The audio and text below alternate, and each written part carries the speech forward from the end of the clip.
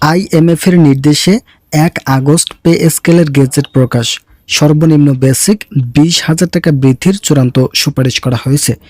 এ বিষয়ে বিস্তারিত আলোচনা করার শুরুতে চ্যানেলটি সাবস্ক্রাইব করে ভিডিওটি কন্টিনিউ করুন। জাতীয় সংসদের চলতি অধিবেশনের সভাপতি ভাষণে সরকারি চাকরিজীবীদের বহুল কাঙ্ক্ষিত নতুন পে স্কেল বাস্তবায়ন এবং আন্তর্জাতিক মুদ্রা তহবিল আইএমএফ এর নানাবিধ শর্ত ও বাধা প্রদান বিষয়ে সরকারের অবস্থান স্পষ্ট করেছে প্রধানমন্ত্রী তারেক রহমান। আজ সংসদে প্রদত্ত এক অত্যন্ত গুরুত্বপূর্ণ ও তাৎপর্যপূর্ণ ভাষণে প্রধানমন্ত্রী স্বীকার করেন যে নতুন পে স্কেলের ঘোষণা ও প্রজ্ঞাপন জারিতে যে বিলম্ব হচ্ছে তার মূল কারণ হচ্ছে আন্তর্জাতিক অর্থলগ্নি সংস্থা আইএমএফ এর অসমর্থন ও আপত্তি।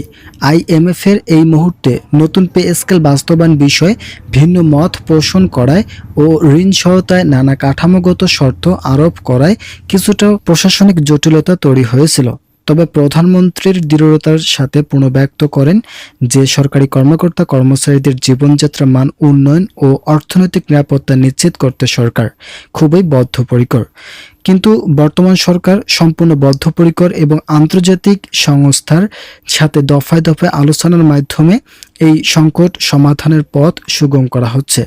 সংসদে ভাষণে পে স্কেলের কাঠামো ও সরকারি কর্মচারীদের সুযোগ সুবিধা সংক্রান্ত একাধিক বড় ধরনের যুগান্তরকারী ঘোষণার অবতারণা করেন প্রধানমন্ত্রী।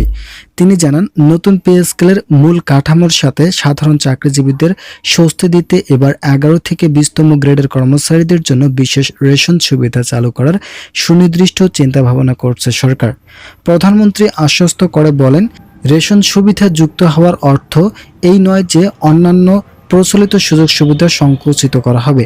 11 থেকে 20তম গ্রেডের কর্মচারীরা বর্তমান যে সমস্ত বিশেষ সুবিধা ভোগ করছেন তার কোনোটি কোন অবস্থায় বন্ধ করা হবে না। তাদের জন্য সকল কিছুই খোলা থাকবে।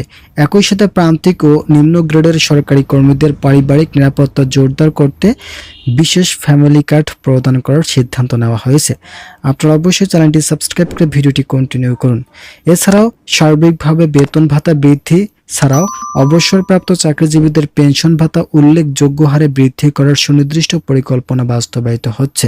বেতন ও ভাতার সুনির্দিষ্ট কাঠামোগত পরিবর্তনের পরিমাপ তুলে ধরে প্রধানমন্ত্রী জানান, প্রথম থেকে 10ম গ্রেডের কর্মকর্তাদের ক্ষেত্রে মূল বেতন 60% পর্যন্ত বৃদ্ধি পাবে এবং তার সাথে ভাতা বাড়বে 30%।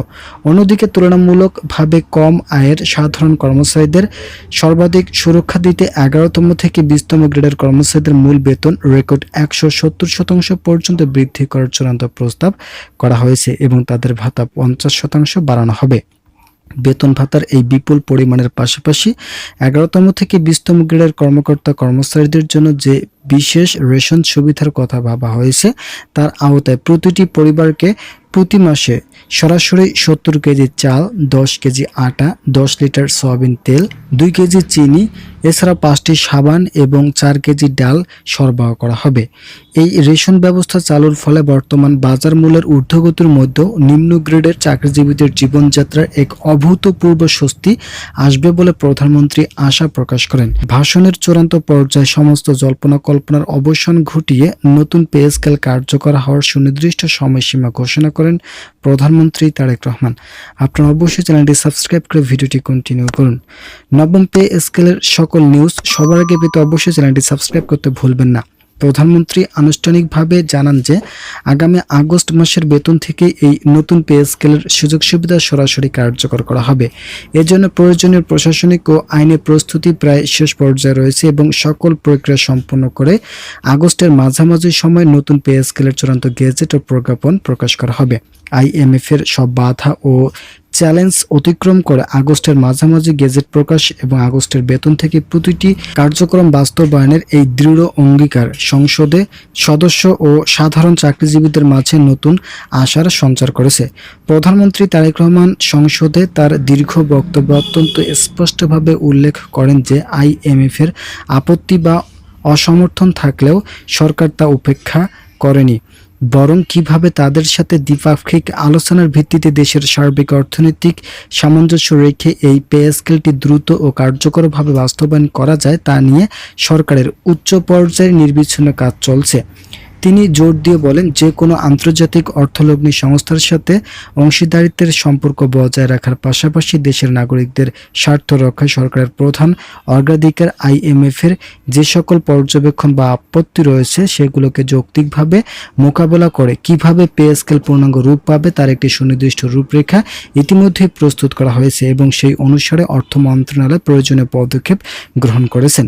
অর্থ মন্ত্রণালয় কর্তৃপক্ষ সকল কার্যক্রম ইতিমধ্যেই শেষ করেছেন। এখন শুধু রেশন সুবিধার সকল কার্যক্রম শেষ করে চূড়ান্ত গেজেট প্রকাশ করার বাকি রয়েছে, যা আগামী 1 আগস্ট কার্যকর করা হবে। ভিডিওটি শেষ করার পূর্বে আপনারা অবশ্যই চ্যানেলটি সাবস্ক্রাইব করে আমাদের সঙ্গে থাকুন।